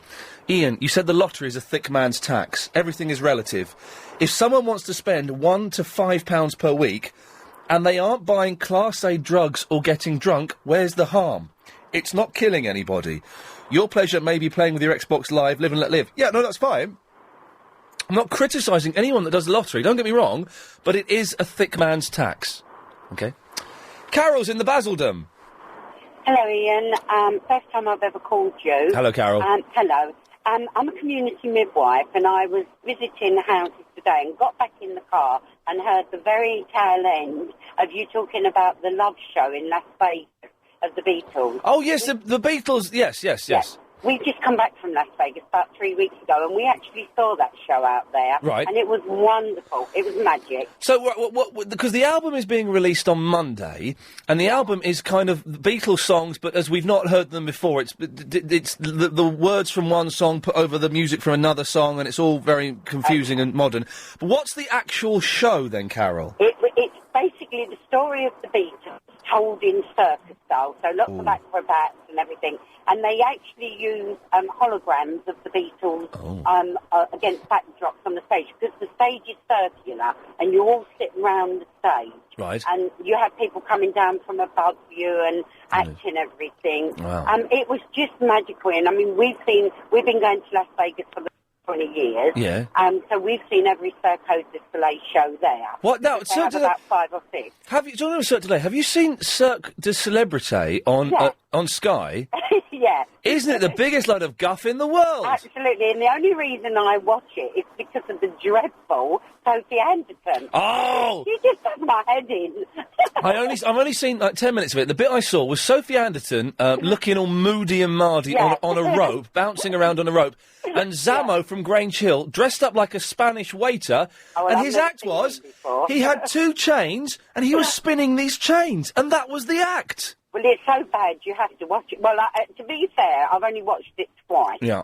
So, often I work on a Sunday, so sometimes I'm not home in time to see it, if I'm at a home birth or something. They had a special guest celebrity judge on when I watched it. It was Saeed from The Apprentice. Well, I don't watch that either, I'm afraid. Oh, The Apprentice is good. For the radio. The Apprentice. Oh no, The Apprentice is excellent. I only got into it towards the end, but it's brilliant. No, it's... You're fired. I'm at work. I can't always watch it. But the only thing with the Love show in Las Vegas, I have to say to you that it was $150 each fee, which is about £100 in that money. So it is expensive. Wow. It is. I thought it was very expensive, but it was beautiful. Well, but bearing in mind, I've just spent £300 on 2 tickets for Dolly Parton that I may never see, as I got it off a hooky Ian, website. We couldn't get tickets; it was sold out, and Yeah. I'm just absolutely devastated. I got them off a hooky website, which I won't. I've not mentioned the name, so I can say it's hooky. If you feel sorry for a poor little community midwife that's penniless, Right, Carol, I'm cutting you off. Okay. Good day to you. I've had a lot of people, ever since I said yesterday to Blanche that I was going to buy her Lost Series 3 box set, which I'm going to do. I will genuinely do it on DVD. It won't come out until about May. So I will get it for her if she's still around. You know what I mean? But I've had loads of emails from people saying, oh, could you... It's very generous what you did there. Could you send me stuff? No. I'm not going to do that. Can I have a Twix? No! Burse? Hello. Is that Burse or Bruce? It's Bruce. He spelt Bruce wrong. He did it last time as well. Well, we'll have to keep it as Burse, I'm afraid. You're locked into the computer now. Burse will do. Burse. OK, Burse, what can I do for you? I was just phoning up to say about singers who sing in foreign accents. Oh, yeah, go ahead. You said, what about the Proclaimers? They sang in their natural accent and did quite well. They sing Scottish, don't they? Well, Scottish accent, yes. Yeah, no, they do well. That's true, actually. They don't change their accent to English or, even worse, to American. Yes. And Alex Harvey used to do it as well. Oh, Alex Harvey's Sensational Band. What was their song? Boston Tea Party, Delilah. No, that was Tom Jones. No, they did Delilah. They did a much better version. Really? Oh, yes. OK, I will maybe check that one day if I'm bored at the computer. Vicky! Oh, hello. Oh, God, yeah. Sorry. Steady, come on, don't swear. No. I've got 3 children in the car. They're all asking me, why are you speaking to Ian Lee? What is going on? Why are you speaking to What, they should be excited that you're speaking to Ian Lee.